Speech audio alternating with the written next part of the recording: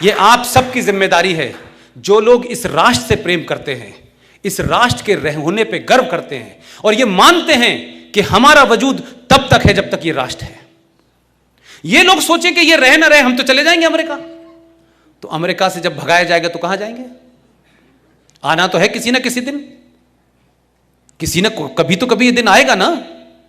तो आप अपने होने पे शर्म ना करें, अपने पे गौरव करें और 700 साल के पीरियड से आगे की दुनिया के बारे में सोचें कि उससे पहले क्या थे, और ये सोचें कि क्या कमियां थी हमारे अंदर कि हम 700 साल चोर, उठाई गिरे, लुच्चे लफंगों के बीच में आ गए और उनके गुलाम रहे। इस गलती को न दोहराएं और ये स्थिति बनाए रखें। और सरकार किसी की भी हो, 23 मई के बाद जो भी फैसला आए, आपका मूवमेंट कमजोर नहीं होना चाहिए, आपकी ताकत दिखते रहना चाहिए। कोई भी आएगा,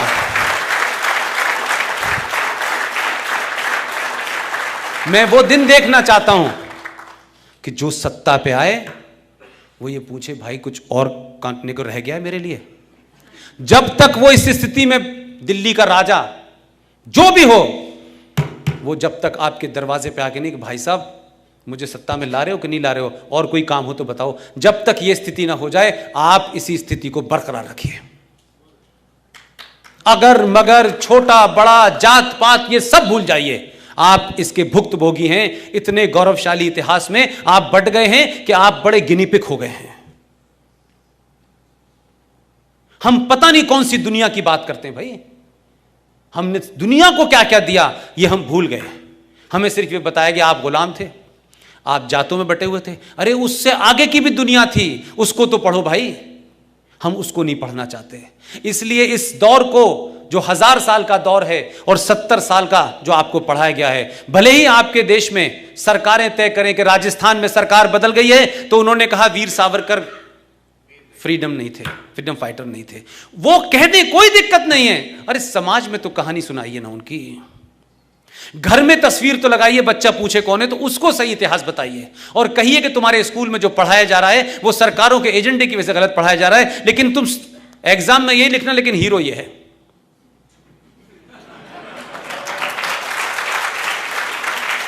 ये जिस दिन करना शुरू करेंगे, मुझे पूरी उम्मीद है, मैं आज के युवा पे बड़ा मेरा भरोसा है, जो मुझे कॉल्स आती हैं, जो मुझे कमेंट्स आते हैं, मैं आज के यूथ से बहुत ज़्यादा मुतमईन हूँ। मुझे किसी किस्म से उससे शिकायत नहीं है। मैं कभी उस यूथ से ये नहीं कहता कि भाई तुम पिज़्ज़ा मत खाना, ये भारतीय संस्कृति के खिलाफ है, मैं इस गलतफहमी में रहना चाहता। वो पिज़्ज़ा भी खाएगा, वो गर्लफ्रेंड के साथ भी घूमेगा, लेकिन मैंने कहा राष्ट्रवाद सबसे ऊपर होना चाहिए, तुम कुछ भी करो।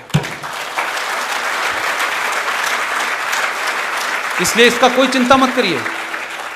यही आदमी, यही बच्चा, सच बात बता दीजिएगा, कुछ नहीं होगा। जो दौर आपको चल रहा है ना, ये कुछ 5-10 साल और रहने वाला है, क्योंकि जिन ताकतों का वजूद खतरे में आ रहा है वो पूरी ताकत से हमला करेंगी। वो हिंदू आतंकवाद नहीं, वो यादव आतंकवाद, वो ठाकुर आतंकवाद, वो जाट आतंकवाद, वो सब कुछ करेंगी। लेकिन ये तो तय हो गया कि जो 70 साल से इस देश में देशभक्ति के नाम पे राज कर रहे थे, वो क्या वजह है कि एक फिल्म बनी है इस देश में। जो आपके पुराने गेस्ट थे जो यहाँ आए थे, हमारे भी दोस्त हैं, वो ताशकंद फाइल बनने से बड़े परेशान हैं। ये पिक्चरें पहले क्यों नहीं बन रही थी? ये नागपुर में पुष्पेंद्र पहले क्यों नहीं आ रहा था? कोई तो बात होगी मेरे और आपके बीच की, बाकी तो कोई रिश्ता नहीं है। किसी रिश्ते की वजह से तो आप यहां बैठे हुए हैं, मेरी बात सुन रहे हैं। मैं कौन सा बहुत बड़ा वक्ता हूं, मैं कौन सा बहुत बड़ा नेता हूं? मैं तो अपनी टिकट जहाज की नहीं ले सकता, किसी आपको टिकट क्या दिलाऊंगा? ये कनेक्ट जो है पूरे देश में होना चाहिए, हो रहा है। इस देश में 20-25 लोग लगातार बगैर किसी संगठन से जुड़े हुए, अगर राष्ट्रवाद आपके अंदर है, आप किस संगठन में रहते हैं डजंट मैटर, आप अकेले भी खड़े हो जाएंगे तो इसी जगह पे कई हजार पुष्पिंद आ जाएंगे।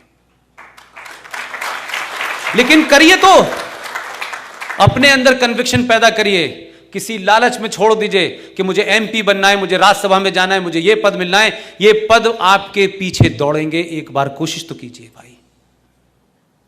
आंतरिक खतरों में जो खतरे मुझे सबसे ज्यादा लगते हैं, जिन्हें मैं दिन रात जीता हूं, पैदा हुआ वहां जीता रहा, आज पाकिस्तान के बाद यहां हूं, उन सब के बाद मैं ये कहता हूं कि भारत की मेजॉरिटी की इग्नोरेंस, उसका सबमिसिव एटीट्यूड और एक साइकोलॉजिकल डर जो उसके अंदर बैठा है, अगर वो निकल गया, जो निकल रहा है, जो मुझे दिखाई दे रहा है, ये निकल गया, तो आप यकीन मानिए आपके देश में 80% बजट आपका कार को चेक करने, ओके करने, दरवाजे पे खड़े होने वाली फौज पे खत्म हो जाएगा। कोई कमी नहीं है आपके पास। इस देश में कुछ लोगों का ही काम है गंगा को बचाना। ये सिर्फ कुछ ही लोग करेंगे कि गंगा को बचाएंगे, बाकी लोग कुछ करेंगे, पानी पिएंगे और कहेंगे हमने पी लिया, तुम भी आ जाओ बांग्लादेश से, तुम भी आ जाओ बर्मा से। उनकी जिम्मेदारी नहीं है कि इस देश का पर्यावरण के बारे में वो चिंतित हों। वो इस देश के लिए चिंतित नहीं होते कि इस देश में किस तरीके की चीजें हो रही हैं, उसमें हमारा भी कंट्रीब्यूशन होना चाहिए। उनका कंट्रीब्यूशन है all India Muslim personal board में होना चाहिए, माइनॉरिटी कमीशन में होना चाहिए, माइनॉरिटी मिनिस्ट्री के तहत हमें ये मिलना चाहिए, हमें ये नहीं मिला है, हमें वो क्यों नहीं मिला है, इसके अलावा उनका कोई कंट्रीब्यूशन नहीं होना चाहता होता। जम्मू कश्मीर राज्य का 1% जो है जीडीपी में कंट्रीब्यूशन है, लेकिन 99% आपके और मेरे टैक्स से वो पलते हैं और देश के खिलाफ बोलते हैं। भारतीय सेना के हर जवान, इस देश में कोई ऐसा राज्य नहीं होगा, कोई देश का जिला नहीं होगा जहां से कोई फौजी जम्मू कश्मीर में मारा ना गया हो। उनसे बड़ा कोई स्टेक होल्डर है जम्मू कश्मीर में। लेकिन महबूब मुफ्ती कहती है कि हुर्रियत कॉन्फ्रेंस है, वो लोग जो भारत के संविधान को नहीं मानते, इसलिए गांधी जी का नाम लेते ही कुछ लोग चिल्लाने लगते हैं। इसलिए जैसे ही वीर सावरकर का नाम आता है वो गद्दार था। आपने खुद ही नैरेटिव गढ़ दिया है कि वीर सावरकर ने गद्दारी की और चिट्ठी लिखी, लेकिन वही लोग देश के ये नहीं बताते कि 1980 में मैडम इंदिरा गांधी ने जो सावरकर के परिवार को चिट्ठी लिखी है, वो एक किताब है, उसमें पब्लिश हुई है। उसमें उन्होंने कहा है कि सावरकर भारत की धरती का वो सपूत है जिसने भारत की आजादी में बहुत बड़ा रोल प्ले किया है। उसके वारिस कह रहे हैं, उसके परिवार के लोग कह रहे हैं, और उसकी पार्टी ये कह रही है कि सावरकर ने तो माफी मांगी थी। अब एक नैरेटिव बन गया है, तो उस नैरेटिव को हटाने में समय लग रहा है। ऐसे ही सुभाष बाबू के बारे में 6 महीने पहले हमको एक आखिरी कामयाबी, क्योंकि वो प्रोजेक्ट अब हमारा बंद हो गया, इसी प्रधानमंत्री ने, मैं आपको इसलिए घटना बता रहा हूं कि जब प्रधानमंत्री इस बात को रियलाइज कर सकता है, इतने बड़े पद पे बैठने के बाद, वो जो बात कह रहा है उसको समझिए। जब हम ये सब कह रहे थे कि आप एक बार 21 अक्टूबर को आप लाल किले पे जाएं, आज़ाद भारत के, यूनाइटेड भारत के पहले प्रधानमंत्री की जो इच्छा थी, जिसे आप भी मानते हैं, उसे पूरा करें। वो गए, उन्होंने जब जा रहे थे उससे 1 घंटा पहले एक ट्वीट आया था उनका, और उस ट्वीट में उन्होंने लिखा कि मैं जा तो रहा हूं झंडा फहराने, लेकिन लोग मेरे बाल नोच लेंगे। उनको अंदाजा था कि वो फोर्सेस जिन्होंने इन ताकतों को समाप्त किया है, वो व्यवस्था में इतने नीचे तक बैठी हुई है कि आसान काम नहीं है उनसे लड़ना। इसलिए आपने सत्ता तो बदल दी है, व्यवस्था नहीं बदली है अभी, और व्यवस्था नहीं बदली है इसलिए आपको लगता है सडनली किसी इंस्टीट्यूशन से कोई खड़ा हो जाता है। आजकल एक इंस्टीट्यूशन बड़े चर्चा में है,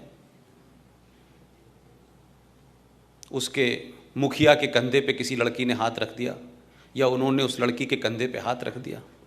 जब इस पे चर्चा हुई तो उन्होंने ये कहा कि ये भारतीय कानून और अदालतों के ऊपर हमला है। जब मीटू हो रहा था तब तो वो सबसे पूछ रहे थे, आप भी आइए, आप भी जवाब दीजिए, आपको कैसे किया, आपने तो कैसे किया।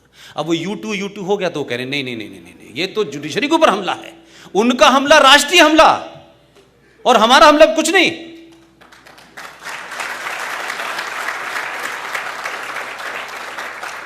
तो ये जो कोर्ट में बैठे हुए लोग हैं,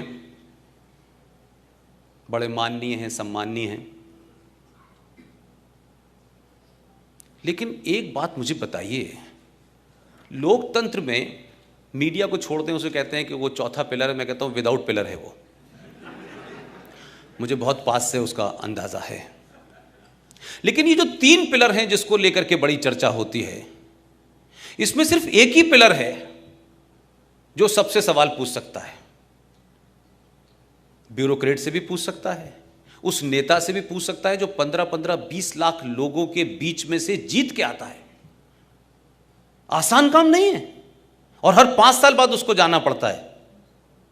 लेकिन ये एक इंस्टीट्यूशन है कि जज साहब अपने जाने से पहले दूसरा सुप्रीम कोर्ट का चीफ जस्टिस तय कर जाते हैं।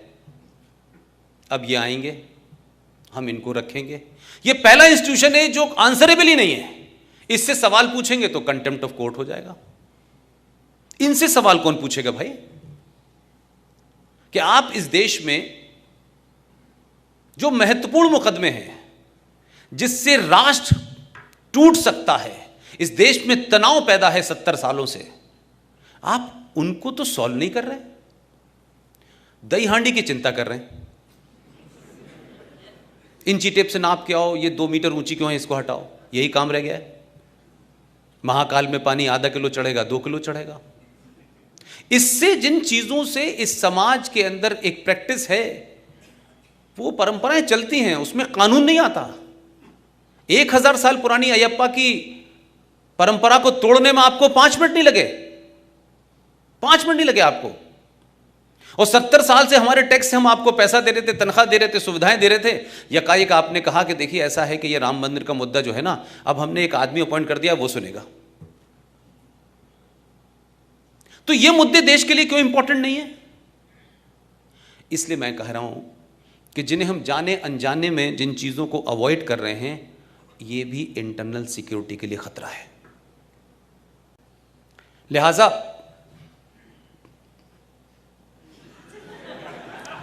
आप लोगों ने मुझे सुना, आप लोग इतनी बड़ी तादाद में आए।